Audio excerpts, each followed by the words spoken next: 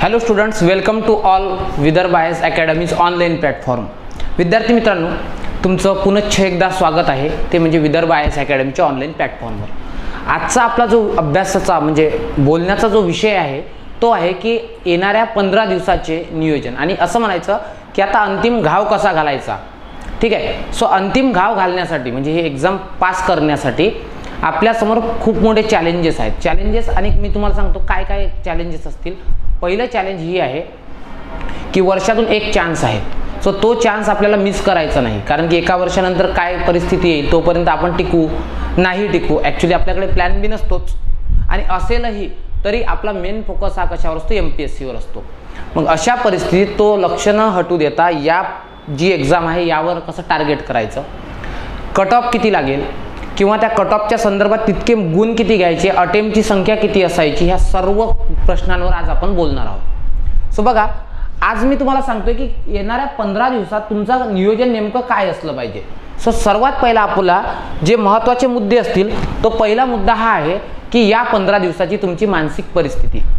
आता बघा की प्रत्येक विद्यार्थ्याचा, आता ऑफलाईन असो ऑनलाईन असो किंवा बरेचसे विद्यार्थी हे माझ्याशी हितगुज करतात, त्यामध्ये ते सांगतात की सर आम्हाला आता प्रचंड नैराश्य आलं. नैराश्य काय की सर होईल की नाही होईल, होईल की नाही होईल. एक लक्षात घ्यायचं, वर्षभरात जी पाया उभारणी आपण केली, ठीक आहे, जो बेस बनवला त्याचं रिफ्लेक्शन ही एक्झाम आहे. तो तुमचा जो रिझल्ट असतो ना, हे रिफ्लेक्शन असतं तुमच्या मेहनतीचं. आणि एक लक्षात ठेवायचं, मेहनत ही प्रत्येकाने आपापल्या एफर्टनुसार दिलेली असते, फक्त त्यात चुका नाही झाल्या पाहिजे एवढं आपल्याला ज्ञान म्हणजे त्या ठिकाणी लक्ष ठेवावं लागेल.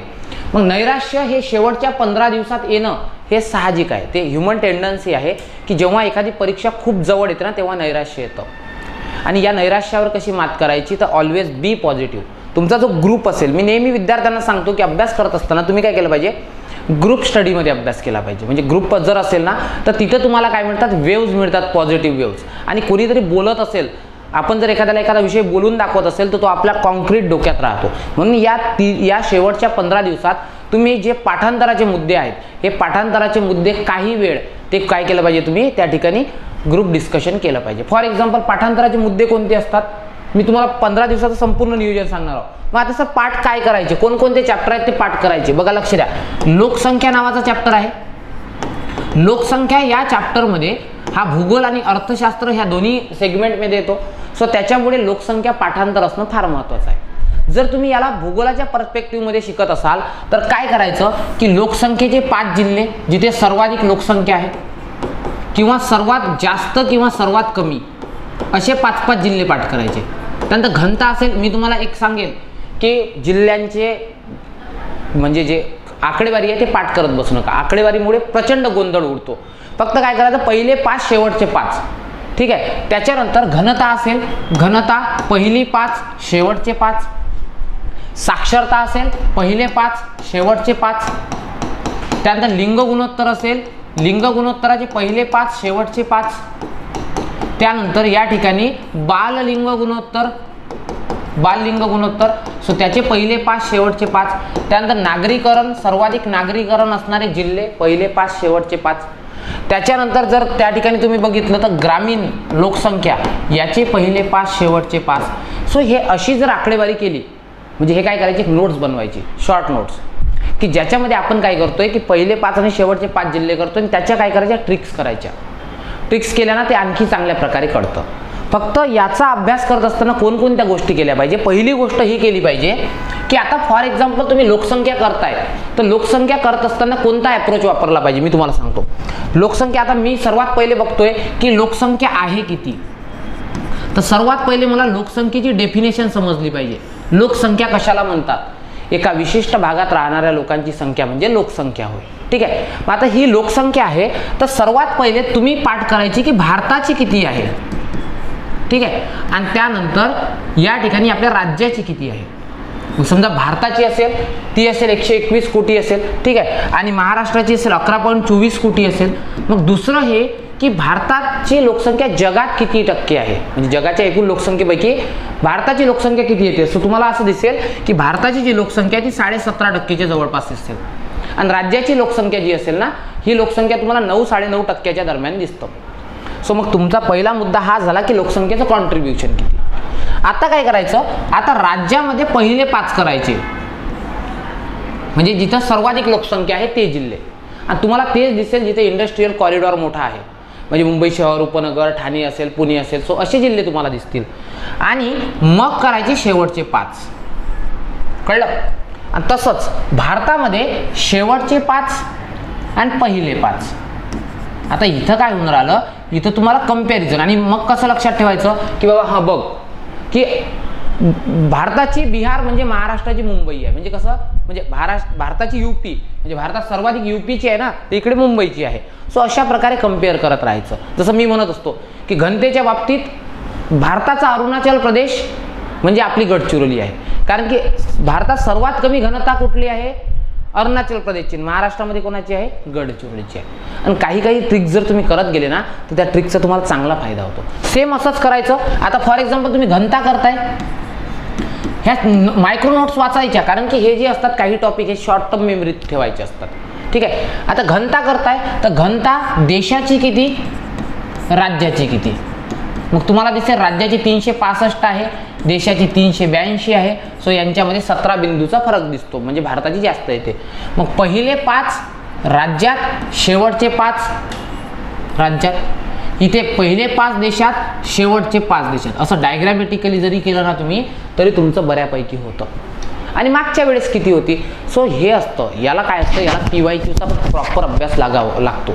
आणि हा तुम्ही केला ना, सो असे पाठांतराचे मुद्दे. मग सर काय काय पाठ करून ठेवायचं, मी तुम्हाला सांगतो. पाठांतराच्या मुद्द्यांमध्ये काय करायचं, लोकसंख्या केलं, नंतर तुटी, ज्या सगळ्या सार्वजनिक तुटी आहेत त्याची सूत्र पाठ करायचे, म्हणजे या तुटीच्या संकल्पना आहेत. प्राथमिक तूट, वित्तीय तूट, भांडवली तूट, चालू तूट. सो ह्या तुटी ज्या आहेत ना, प्रभावी तूट, या तुटी करायच्या. नंतर SDG, MDG हे पाठ करून घ्यायचे. सस्टेनेबल डेव्हलपमेंट गोल किंवा मिलेनियर आपण ज्याला म्हणतो डेव्हलपमेंट गोल्स ते आहेत. किंवा लोकसंख्या, जे स्थलांतरित शेती आहे, स्थलांतरित शेतीचे प्रकार किंवा स्थानिक वारे असतात.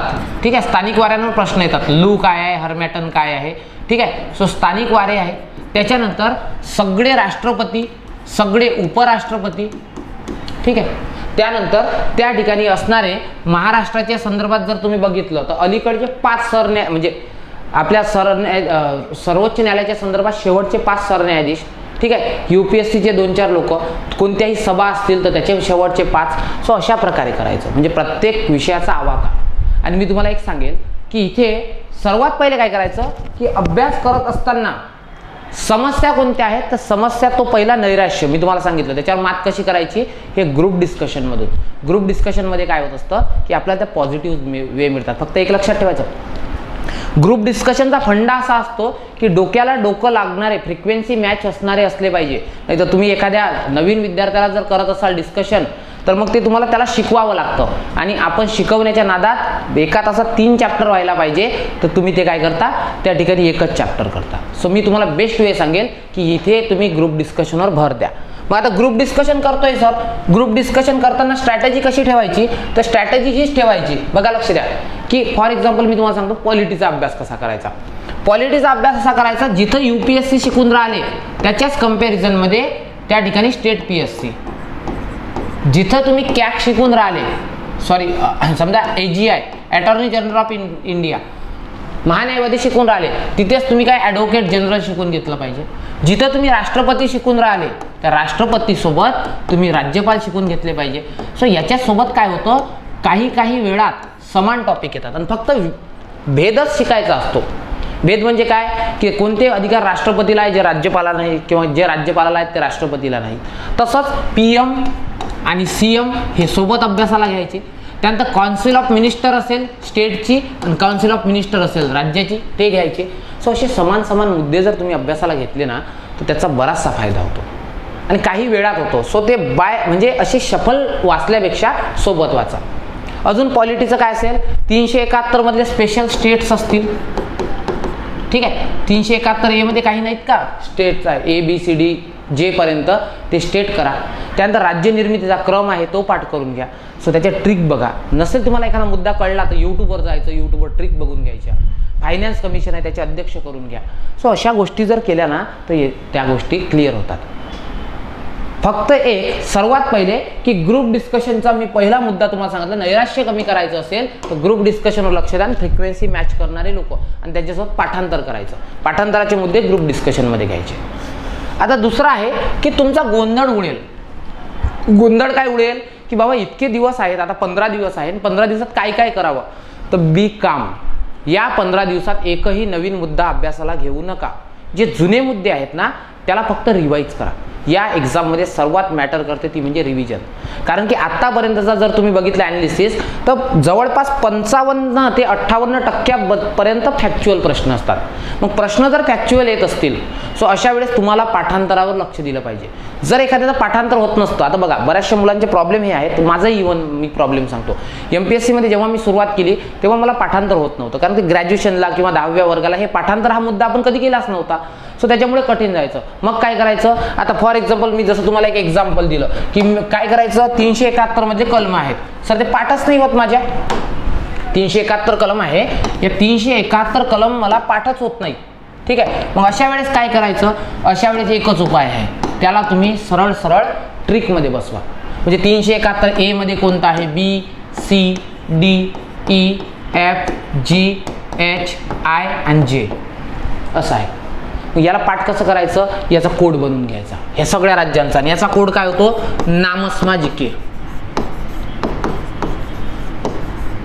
नामस्मा जीके म्हणजे काय, इथं नागालँड असेल, ठीक आहे, म्हणजे ए मध्ये काय आहे, नागालँड आहे, इथे काय आहे, असम आहे, ठीक आहे, इथे काय आहे, मणिपूर आहे, ठीक आहे. त्याच्यानंतर इथे जर बघितलं तर डी आणि ई मध्ये दोन्ही ठिकाणी आंध्र प्रदेश आहे, ठीक आहे, इथे सिक्कीम आहे, इथं मिझोराम आहे, इथं अरुणाचल प्रदेश आहे, इथे गोवा आहे आणि इथे कर्नाटक आहे. झाले सर्वच्या सर्व पाठ.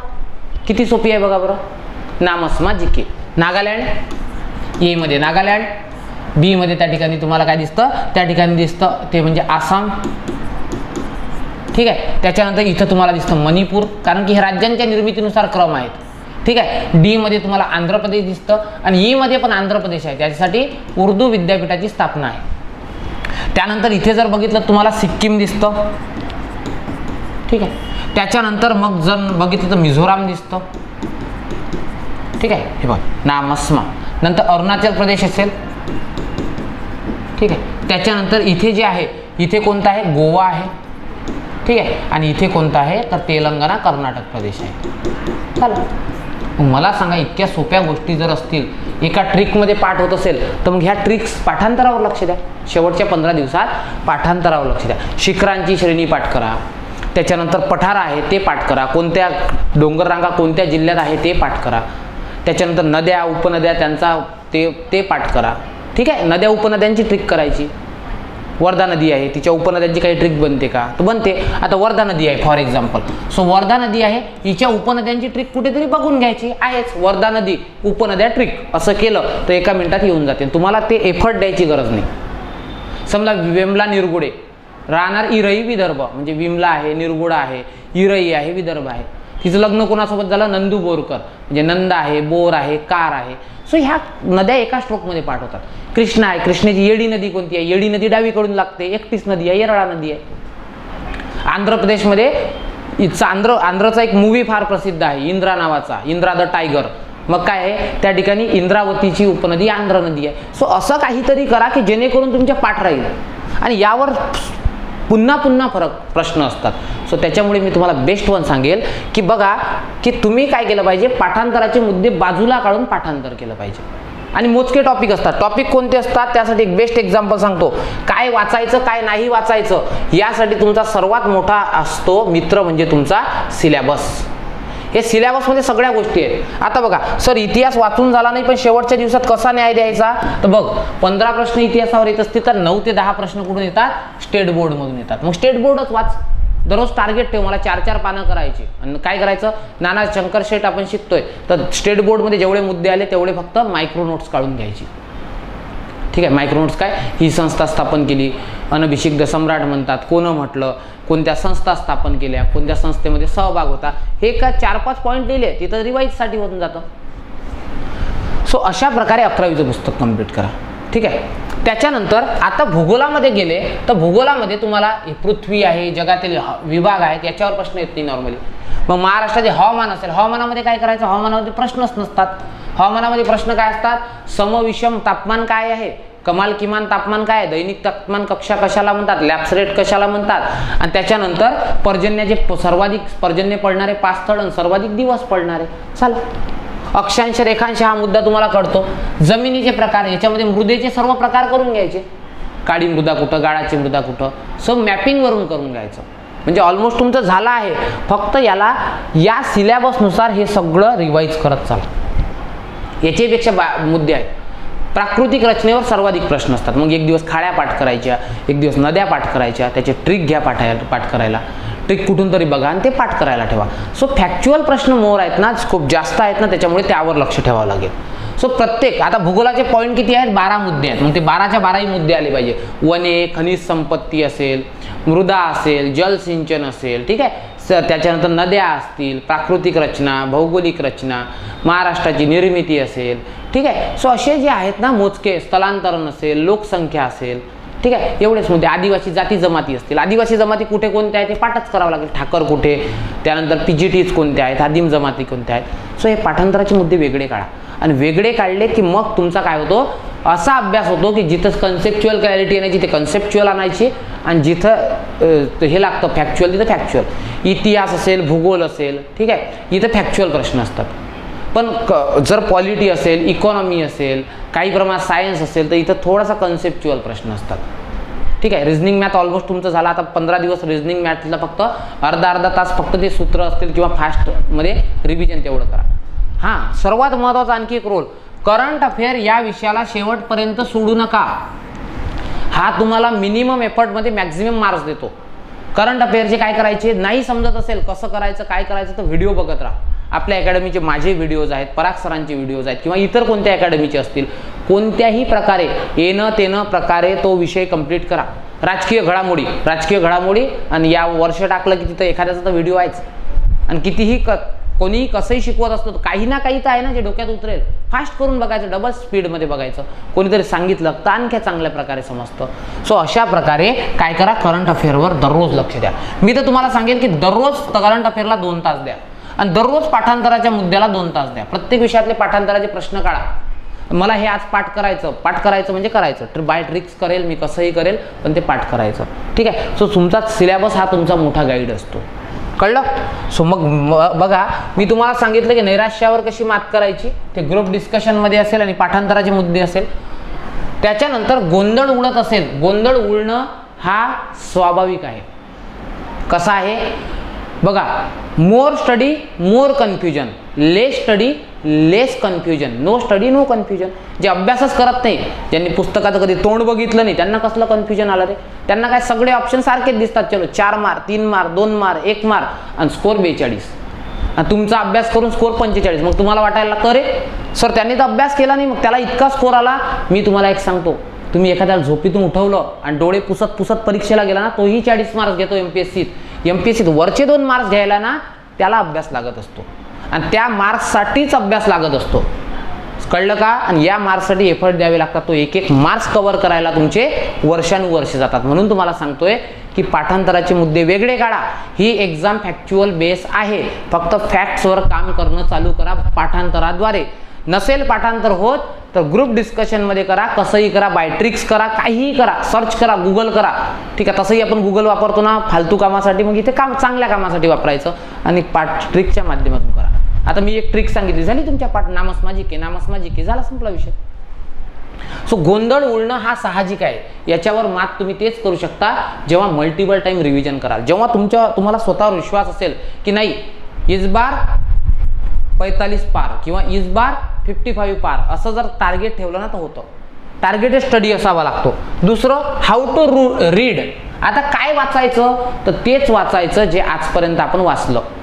पुस्तक नवीन बदलायचं नाही, नवीन मुद्दा वाचायला घ्यायचा नाही. जे मुद्दे वाचले ते फक्त रिवाइज. या 15 दिवसात तुम्ही एक 10 दिवसाची एक रिव्हिजनचा एक स्लॉट ठेवा आणि दुसरा 5 दिवसाचा रिव्हिजनचा स्लॉट ठेवा, जेणेकरून तुम्ही त्या प्रकारे करू शकता. आता 2 प्रकारचे मुलं असतात. काही मुलं म्हणतात सर आम्ही विषय दिवसावाईज करू का, की 15 दिवस राहिले ना आम्हाला 6 विषय करायचे आहेत, तर आम्ही 2-3 दिवस देऊ का. तर तुम्हाला बघा, तुम्हाला जर शेवटच्या 15व्या दिवशी जर पहिला विषय आठवू शकत असेल, अशी तुमची जर समजा अभ्यासाची पद्धत असेल तर करा, नाही तर मग दिवसाला काय करा, 2-2 तास द्या. 10 तास अभ्यास करणं तर अभिप्रेत आहेच. आणि किती वेळ अभ्यास करता हे महत्त्वाचं नाही, अभ्यास कसा करता हे महत्त्वाचं. नाही तर रात्रंदिवस अभ्यासिकेत बसणारे आहेत आणि तिथं रील्स बघतात, नवीन काय आली तर नवीन वेब सिरीज आली ती बघतात, काही जण व्हिडिओ कॉलवर बोलत बसतात, काही लोक. सो अशा वेगवेगळ्या प्रकारचे अभ्यासिकेत किती वेळ घालवता हे महत्त्वाचं नाही, कसा वेळ घालवता हे फार महत्त्वाचं आहे. ठीक आहे. आणि कॉन्फिडन्स, एक बघा, एक्झाम क्रॅक होते, फारशी कठीण एक्झाम नाही, फक्त ओरिएंटेशन इम्पॉर्टंट आहे तुमचं.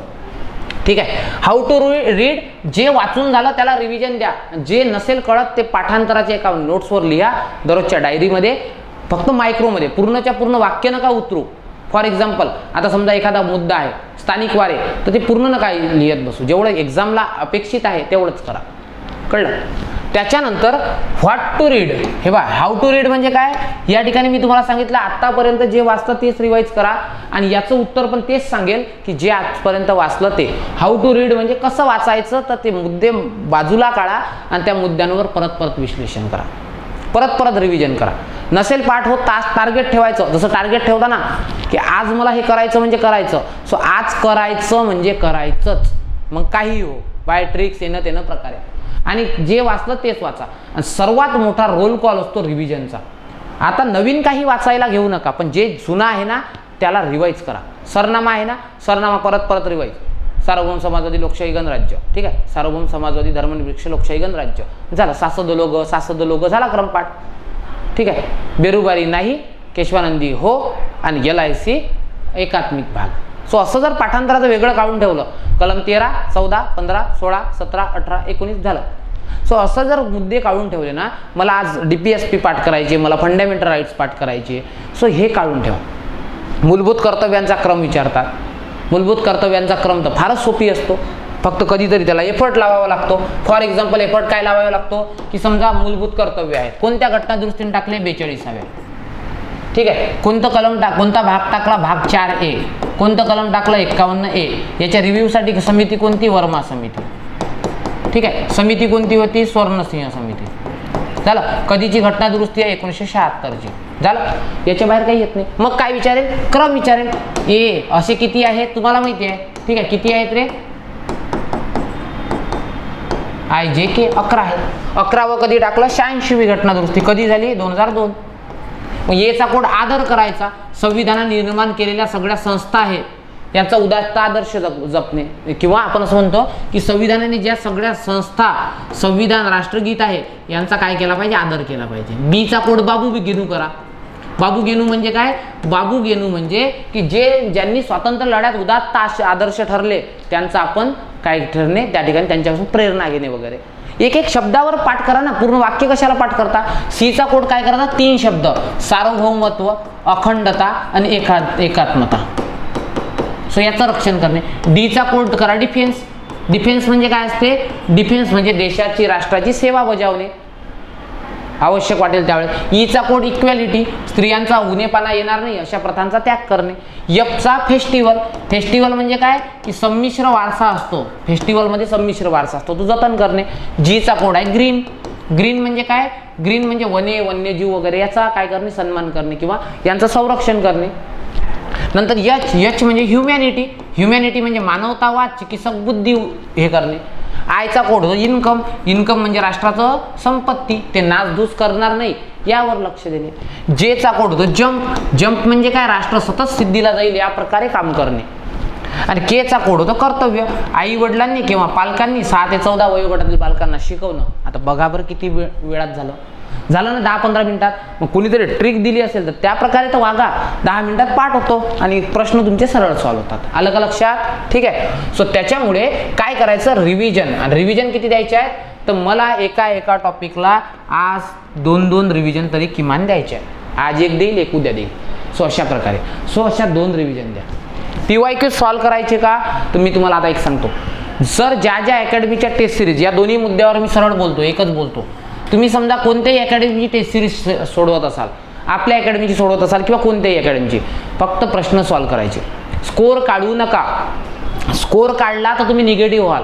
एखाद्या पेपरमध्ये स्कोर 32-34 येतो आणि तुम्ही डायरेक्ट कनेक्ट करता आयोगासोबत की सर इथं माझा 32 आला, मग आयोगात येईल का, तर बाबा ते डोकं नको लावू सध्या. तिथे तू नैराश्यात जाऊ नको. फक्त मला प्रश्न सॉल्व्ह करता येतात का बघायचं आणि प्रश्न बघायचे की माझा प्रश्न सोडवताना का चुकला, मला वाक्य बरोबर वाचता आलं नाही का, किंवा मला प्रश्नाची भाषा समजली नाही का, किंवा मी घाईघाईत केलं का. सो हे करायचं. मी तर तुम्हाला एक बेस्ट सजेशन देईल. मी असंच करायचो.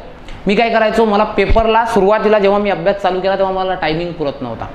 मग मी टायमिंग पुरवताना काय केलं, त्या ठिकाणी मी सकाळी पहाटे 5 वाजता उठायचो. 5 वाजता उठलो की 5 ते 6 1 तासाचा प्रॉपर स्लॉट लावायचो आणि पेपर सोडवायचो. कारण की त्यावेळेस माइंड खूप फ्रेश असतो आणि फ्रेश माइंडमध्ये डिस्टर्बन्स झिरो असतो आजूबाजूचा. तुमच्या मोबाईलवरही नोटिफिकेशन येत नाही, तुम्हाला कोणी कॉलही करत नाही किंवा त्या ठिकाणी काही अपडेटही येत नाही किंवा आजूबाजून आवाज पण नसतो. सो त्या एका तासात एवढी प्रचंड एकाग्रता असते की त्यावेळेस पेपर सोडवायला घ्यायचो. पहिल्या दिवशी काय टार्गेट ठेवलं मी, पहिल्या दिवशी टार्गेट हे ठेवलं की मी आजचा पेपर 80 मिनिटात सॉल्व्ह करणार आहे. मग दररोज काय केलं, दररोज त्याला 5-5 मिनिटं रिड्यूस करत आणलं आणि शेवटी मग त्याला आणलं 50 मिनिटावर. आता मग असं व्हायचं की माझा प्रश्न पेपर 50 मिनिटात व्हायचा. आणि एक लक्षात घ्या, पेपर सॉल्व्ह करायची एक पद्धतच अशी असते की पेपर सॉल्व्ह करताना तुम्ही काय करता, A to Z पेपर वापरता नाही. एक लक्षात घ्यायचं, परीक्षा केंद्रावर गेल्यानंतर कोणाशी एक शब्द बोलायचा नाही. नाही तर काय होतं, तुमच्यामध्ये एक एन्झायटी तयार होते किंवा असं म्हणा की एखाद्याच्याबद्दल न्यूनगंड तयार होतो की बापरे त्याचा अभ्यास आहे, त्याचं असं आहे, तो बघा कसा. सो या गोष्टीवर नाही बोलायचं. अभ्यासावर, कटऑफवर, पेपरबद्दल काहीच नाही बोलायचं. जाताना पण निमूटपणे जायचं, हेडफोन वगैरे सोबत न्यायचं, पाठांतराचं जेवढं मटेरियल सोबत नेलं, मायक्रोनोट्स तेवढ्या न्यायच्या. समजा लोकसंख्या आहे मी शेवटच्या क्षणात करेल, काही डिसीज आहेत, व्हायरसची डिसीज ते तेव्हा करेल, ठीक आहे, बॅक्टेरियल डिसीज आहेत ते करेल, काही पाठांतराचे मुद्दे आहेत ते करेल. सो अशा गोष्टी तिथं पाठांतराला न्यायच्या आणि रिव्हिजन करायची. किंवा बऱ्याचशा लोकांनी काय केलं की पूर्ण इतिहासाचं पुस्तक पाठ करून घेतलं. ठीक आहे, मग आता परीक्षेला चाललो ना आपण, एखाद्या गावावरून चाललो, खेड्यावरून, तर मी काय करेल, तो 3 तासाचा एक व्हिडिओ लावून देईल महाराष्ट्राचा इतिहासाचा, मस्त गप्प बसत बघेल की त्या 3 तासात मला तेवढं तरी होईल. कळलं का? म्हणजे कोणासोबत जास्तीचं डिस्कशन होणार नाही. रूममध्ये गेल्यानंतर कोणाशी एक शब्दही बोलायचा नाही, मागच्यानं आवाज दिला तरी बोलायचं नाही, पुढच्यानं आवाज दिला तरी बोलायचं नाही. डिस्टर्ब करत असेल तर इन्व्हिजिलेटरला सांगायचं. का? कारण की आयोग CCTV फुटेज बघतं आणि गोंधळाच्या कारणावरून डिबार करू शकतं. सो ह्या गोष्टी टाळा, निगेटिव्हिटी होणार नाही हे टाळा. नंतर तिथून निघाल्यानंतर मग लगेच पेपरवर आपण की वगैरे चेक करणं. सो त्या दिवशी रिलॅक्स राहायचं, त्या गोष्टी नका करू, त्याच्यामुळे आणखी तुम्हाला त्रास होतो. कळलं का? सो या गोष्टी आता टाळा, मी तुम्हाला सांगतोय. ठीक आहे, फोकस करा एक्झामवर. आता PYQ एवढे सॉल्व्ह करा की तुम्हाला प्रश्नांची भाषा समजली पाहिजे. नसेल एखादा प्रश्न मराठीत सॉल्व्ह होत ते इंग्लिशमध्ये सोडवा. सो अशा काहीतरी प्रकारे करा, स्वतःला शांत ठेवण्याचा प्रयत्न करा. कोणी योगा करत असेल, कोणी म्युझिक ऐकत असेल, जसं वाटते त्या पद्धतीने राहा. पण एकही निगेटिव्ह तुमच्या लाईफमध्ये येणार नाही 15 दिवस, त्याची काळजी घ्या.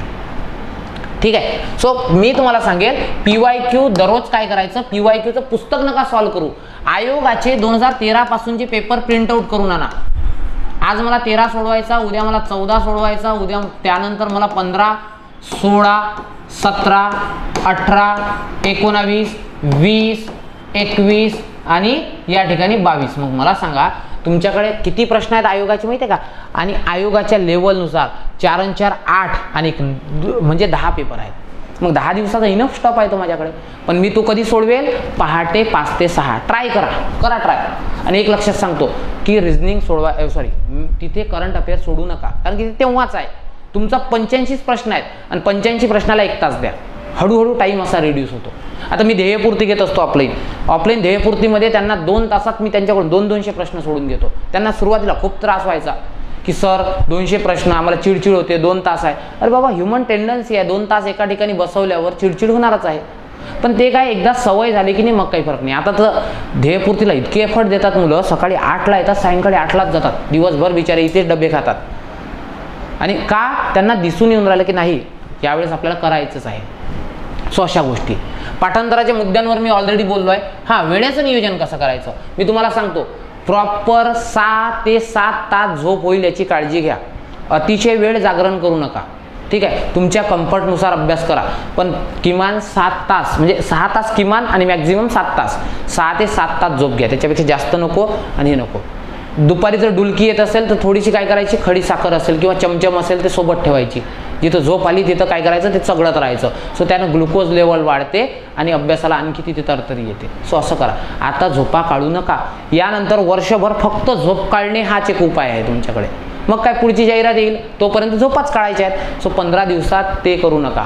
Zero disturbance. अडथळे काय आहेत? अडथळे आहेत 3 तुमच्या लाईफमधली 3 अडथळा आहे तो तुमच्या लाईफमधला तो. यांना सांगा काही दिवस की 15 दिवस नाही बोललो तर मरत नाही, ठीक आहे, किंवा 15 दिवसात मी कुठे पळूनही चाललो नाही, ठीक आहे. काय करा, यांना सध्या 15 दिवसासाठी स्टँड बायवर ठेवा. हे जर आयुष्यभर सोबत पाहिजे असतील ना तर 15 दिवसाची यांना एक स्मॉल पॉज द्या, ठीक आहे. आणि ते करतात कोऑर्डिनेट, ठीक आहे, ते करतात. सो त्यांना फक्त समजून सांगा. घरच्यांना, तुमचे घरचे असतील ना फॅमिली, यांना सांगायचं की ॲक्च्युली हे तुम्हाला सपोर्टिंगच असतात, हे कॉलच करत नाहीत तुम्हाला. एकदम अर्जन्सी असेल तेव्हा कॉल करतात, माझ्याशी बोलच, 1 तास बोलच, असं कधी करत नाही. जसं हे तुमचं पिल्लू करतं ना तशी ते फॅमिली करत नाही, ते कोऑर्डिनेशन करतात. सर्वात जे असते मोठा अडथळा ते आहेत तुमचे फ्रेंड्स. टपरीवर भेट, आज चाय प्यायला जाऊ, आज मटन पार्टी करू, चिकन पार्टी करू, आज बसू, यांच्या मागं 15 दिवस लागू नका, ठीक आहे. हे आयुष्यभरच आहेत. ते चांगले असतील ना तर ते तुमच्यासोबत आहेतच. मी असं नाही म्हणत की अडथळा आहेत, ते तुमच्या सोबतीला पण आहेत. काय असतो, एक कविता ऐकली आहे मी, मित्र काय वनव्यामध्ये गारव्यासारखा, आणि त्याला एक अपोजिट वाक्यही तयार होऊ शकते, मित्र प्रगतीमध्ये अडथळ्यासारखा. काही असतात जे अडथळे निर्माण करू शकतात, काही आहेत ते सपोर्ट करतात. सो त्याच्यामुळे त्यांना 15 दिवस स्टँड बायवर ठेवा. आणि आणखी एक तुमचा अडथळा तो म्हणजे सोशल मीडिया. करा बंद, काही फरक नाही पडत. सोशल मीडिया करा बंद. मी कधीच यूज करत नाही ना, माझं फेसबुक ना, इंस्टाग्राम ना, स्नॅपचॅट, व्हॉट्सअपही यूज करत नाही मी. कधी कधी ते ऑफिससाठी करावं लागतं तेवढंच. सो त्याच्यामुळे हे बंद ठेवा. हे सगळे डिस्टर्बन्स आहे ते करा. झोप येणे नॉर्मल आहे, साहजिक आहे. झोप काय येते की कारण की मेंदू थकून जातो ना सतत त्या गोष्टी करू. सो त्याच्यामुळे झोपेवर जरा नियंत्रण ठेवा. मी तुम्हाला सांगितलं काय करायचं, पाणी पित राहायचं किंवा चमचम चगळत राहायचं. आणि बॉडीला डिहायड्रेट होऊ देऊ नका. 15 दिवस जेवणाची आणि झोपेची काळजी घ्या. 6 तास 7 तास झोप घ्यायची, बाकी दिवसभर झोपणार नाही याची काळजी घ्यावी लागेल. आणि त्याच्यानंतर जेवण जे आहे ते ऑन टाईम करा. आणि मी तुम्हाला सांगेल की या ठिकाणी एनर्जी खूप लॉस्ट होते तर ग्लुकोजचं पाणी वगैरे पित राहा, किंवा त्या ठिकाणी एनर्झल पावडर मिळतं ते पित राहा. सो त्याच्यामुळे एनर्जी बूस्ट होते, ठीक आहे. सो आणि वेळेचं नियोजन कसं करा की मला 10 तास, मी तर तुम्हाला सजेस्ट करेल या दिवसात तुम्ही 12 तास अभ्यास केला पाहिजे. 12 तास म्हणजे काय, प्रत्येक विषयाला 2-2 तास, पॉलिटी 2 तास, करंट 2 तास, इकॉनॉमी 2 तास, ठीक आहे. ज्यावेळेस झोप येत असेल त्यावेळेस कठीण शब्द हे घ्यायचा. सो त्याच्यामुळे काय होते, ते झोप मोड होते. सो अशा प्रकारे तुम्ही याचं नियोजन करा, ठीक आहे. आणि फारसं घाबरून जाऊ नका. आत्तापर्यंत जो रिझल्ट आला त्याला फक्त 2 मार्कचा बूस्ट द्या. बूस्ट कसा करायचा, आता आणखी एक सांगतो. मोटिवेशनल व्हिडिओ वगैरे ह्या त्या गोष्टी तुमच्या लाईफमध्ये मॅटर करतात, पण खूप सारे नका पाहू. खूप सारे पाहत गेले ना तर तुमचा आणखी तिथं लॉस होऊ शकतो, ठीक आहे. मग आता या स्ट्रॅटेजीमध्ये मी तुम्हाला सरळ सांगितलं की तुम्हाला या गोष्टीवर वर्क करायचं आहे. आणि मी तुम्हाला सांगतो की मी तुम्हाला इथं शॉर्टमध्ये 2-3 विषयाचे टॉपिक काढून देतो, कशावर जास्त प्रश्न असतात, ठीक आहे. बघा, सर्वात पहिले पॉलिटीमध्ये कार्यकारी मंडळावर जास्त प्रश्न असतात. मग कार्यकारी मंडळामध्ये कोण येतं, एक तुमचे प्रेसिडेंट ऑफ इंडिया येतात, त्यानंतर व्हाईस प्रेसिडेंट येतात, त्यानंतर PM येतात, काउन्सिल ऑफ मिनिस्टर येतं, ठीक आहे. त्यानंतर अटॉर्नी जनरल ऑफ इंडिया येतं. याच्या कलमासहित पाठ करा, कलम पाठ करा, ठीक आहे. त्यानंतर त्याच्या तरतुदी पाठ करा, ठीक आहे. जेवढं आयोग विचारतं तेवढ्याच गोष्टी, मग त्याची PYQ वगैरे ते येतीलच तुम्हाला. त्याच्यानंतर तसंच राज्याचं कार्यकारी मंडळ करा केंद्रासोबत, याच्यासोबतच करायचं, PM सोबत CM करायचा, ठीक आहे. त्याच्यानंतर राष्ट्रपतीसोबत राज्यपाल करायचा, सोबत करा. म्हणजे अभ्यास एवढूसा होऊन जातो. म्हणजे या 5 चॅप्टर सोबत तुमचे सोबत 5 चॅप्टर झालेले असतात. त्याच्यानंतर या ठिकाणी न्यायमंडळ करा. न्यायमंडळामध्ये फक्त 2च चॅप्टर करायचे, सर्वोच्च न्यायालय आणि त्या ठिकाणी उच्च न्यायालय. आणि त्याचे कलम 131 का, 132 का, 133 का, 136 का, 137, 139, 129. अभिलेखाचं न्यायालय म्हणजे काय, प्रारंभिक अधिकार क्षेत्र म्हणजे काय, नियुक्तीसाठी कॉलेजियम पद्धत कधी चालू झाली. सो अशा गोष्टी, संसदीय कायदा आहे का, राष्ट्रपती नियुक्ती करते का, एवढ्याच गोष्टी. त्याच्यानंतर कायदे मंडळ पाठ करा. कायदे मंडळ म्हणजे काय, इथं प्रत्येक कलम नका करू, फक्त ज्या टर्म आहेत, विधेयकाचे प्रकार, त्याच्यानंतर वेटोचे प्रकार, अधिवेशन बोलावणे वगैरे असेल त्याचे प्रकार असतील. सो हे सगळ्या गोष्टी करून घ्या. राज्याचं आणि केंद्राचं दोन्हीही करा. आणि कॉन्स्टिट्युशनल बॉडीज चांगल्या करा. आणि एक बघा, हे बघा की संघराज्य, राज्यक्षेत्र, नागरिकत्वावर फारसा प्रश्न असतात, स्किप केलं तरी चालते. फंडामेंटल ड्युटीज आहेत, फंडामेंटल राईट्स आहेत, ठीक आहे. त्यानंतर DPSP आहे, याच्यावर फारसे डीप प्रश्न विचारले, त्या कलमांवर प्रश्न असतात. किंवा DPSP मध्ये आतापर्यंत किती घटना दुरुस्त्या आल्या, कोणत्या घटना दुरुस्तीने काय केलं. DPSP मध्ये समजा 4 घटना दुरुस्त्या आल्या, 42वी, त्यानंतर 44वी, त्यानंतर जर बघितलं 86वी आणि नंतर बघितलं 97वी घटना दुरुस्ती. सो एवढ्या घटना दुरुस्त्याला कोणत्या वर्षी झाल्या आणि कोणते कलम टाकले, कळलं का? सो अशा गोष्टी करा. आणि कॉन्स्टिट्युशनल बॉडीज करा, UPSC MPSC कॅग असेल, त्यानंतर त्या ठिकाणी तुम्हाला काय दिसतं, राज्याचा वित्त आयोग आहे. सो असे मुद्दे बघा. हे एवढेच मुद्द्यांवर फोकस करा ज्याच्यावर नेहमी प्रश्न येतो. कळलं का तुम्हाला? ह्या सगळ्या गोष्टी लक्ष द्या. आणि एक लक्षात घ्या, एक्झाम हे जस्ट रिफ्लेक्शन आहे तुमच्या अभ्यासाचं. स्वतःला काम ठेवा, स्वतःला शांत ठेवा. शांत माइंडनं तिथे 15 दिवस फक्त रिव्हिजनकडे लक्ष द्या. जर काहीही अडचण आल्या ना, तुमच्या काहीही अडचण असेल तर तुम्ही कमेंट बॉक्समध्ये टाका. मी त्याला तुम्हाला रिप्लाय देण्याचा प्रयत्न करतो. ठीक आहे. फक्त तुम्ही ना तिथे घाबरून जाऊ नका. काहीच घाबरायचं नाही. पॉझिटिव्हिटी. एखाद्या वेळेस खूपच हे वाटलं मला, कधी कधी काय होतं, खूपच असं डिमोरलाइज होतं. आता मी सगळेजण एकाच फेजमध्ये आहोत. ठीक आहे. जेव्हा डिमोरलाइज होतो तेव्हा मी माझ्या आईला कॉल करतो, कारण की ती जी पॉझिटिव्ह वेब्स देते ना, वाईब्स देते ना, ते कोणीच नाही देत. आईच्या तोंडात एकच शब्द असतो. काय शब्द असतो?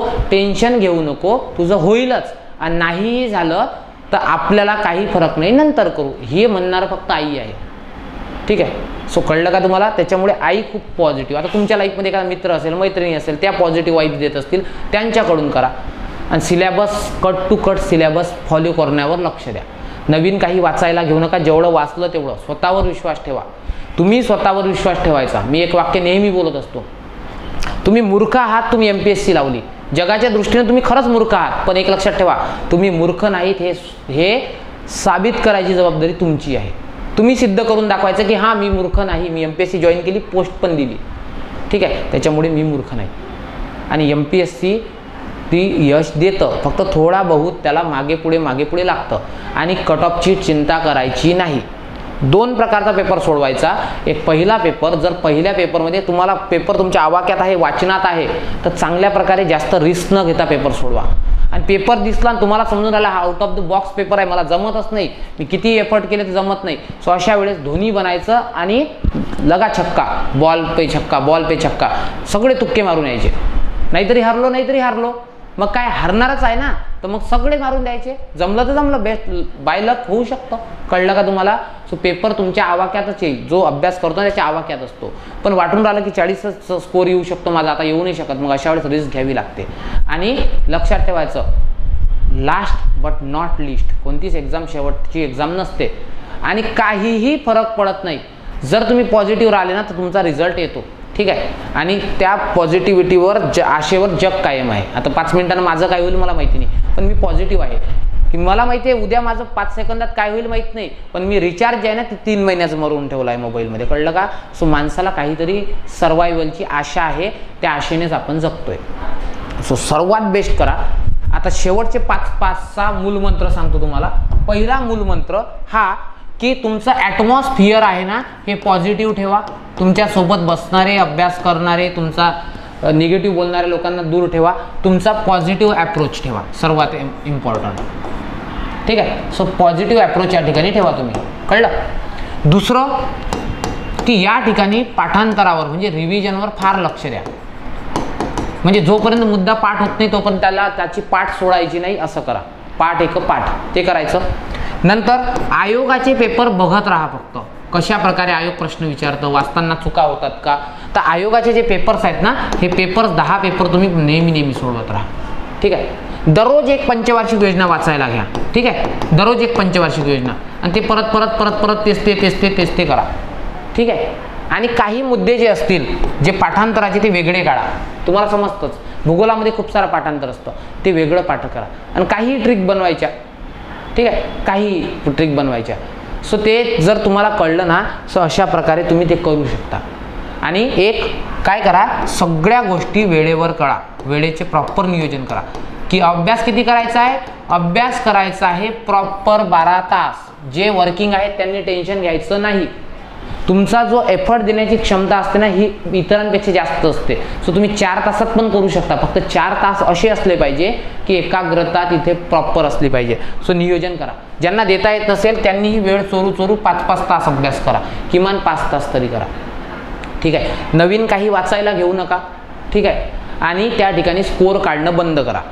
निगेटिव्ह लोकांशी बोलणं बंद करा. कोणाचा स्कोर किती येतो काही घेणं देणं नाही. कोणाचा अभ्यास कसा चाललाय काही घेणं देणं नाही.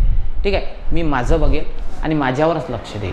ठीक आहे, या 15 दिवसात फक्त आणि फक्त अभ्यासावर लक्ष द्या. मी तुम्हाला रिक्वेस्ट करेल, एका वर्षानंतर बाबा मग आता 30 एप्रिल आहे ना, त्याच्यानंतर तुझ्याकडे एक्झाम नाहीत. आणि इतकी मोठी जाहिरात आहे पोरं हो, मला तुम्ही सांगा 8,000 पेक्षा पदं आहेत, तर कट ऑफ कमीच येईल ना रे, कट ऑफ कमीच येईल. आपण आपला बेस्ट दिला ना तर कट ऑफ कमीच येतो. फक्त पॉझिटिव्हिटी कुठेही कमी पडता कामा नये. ह्या गोष्टी कळल्या का तुम्हाला? प्रॉपर करा. ठीक आहे, फक्त काय करावं लागतं, तेच वाक्य मी नेहमी बोलत असतो की यूं ही नहीं सजते सितारे कांदों पे, जाने कितनी रातें मुकम्मल करनी पडती है. ठीक आहे, सगळ्या गोष्टी होतात. ठीक आहे, सगळ्या गोष्टी व्यवस्थित होतात. फक्त तुम्ही काय करावं लागतं, तिथे पॉझिटिव्ह राहून सगळ्या गोष्टी करा आणि काहीच टेन्शन घ्यायचं नाही, बिलकुल बर्डन घ्यायचं नाही, अति अपेक्षा ठेवायच्या नाही. अपेक्षा एवढ्या ठेवायच्या आहेत की माझा 40 मार्क्सचा अभ्यास झालाय, मला 2 मार्क्सचा बूस्ट द्यायचा आहे आणि तो 15 दिवसात मी 2 रिव्हिजन करू तो बूस्ट मी देईल. मला फक्त 4 ते 6 मार्क्सचा बूस्ट द्यायचा आहे, मी तो करेल. सो या अप्रोचनं जर केलं ना, तुम्ही प्रॉपर करू शकता. सो विद्यार्थी मित्रांनो, तुम्हाला येणाऱ्या परीक्षेसाठी खूप खूप शुभेच्छा. बेधडक बिंदास्त एक कविता आहे महानोरांची. ठीक आहे, महानोर तिथं काय म्हणतात माहिती आहे का, की तू युवा आहेस, चल मार धडक उभा फोड खडक. ठीक आहे, चल मारू धडक उभा फोडू खडक. एवढं सामर्थ्य आपल्यात आहे. या पॉझिटिव्ह अँगलनं अभ्यास करा. तुम्हाला परीक्षेच्या खूप शुभेच्छा. Thank you so much. Keep studying. जय हिंद.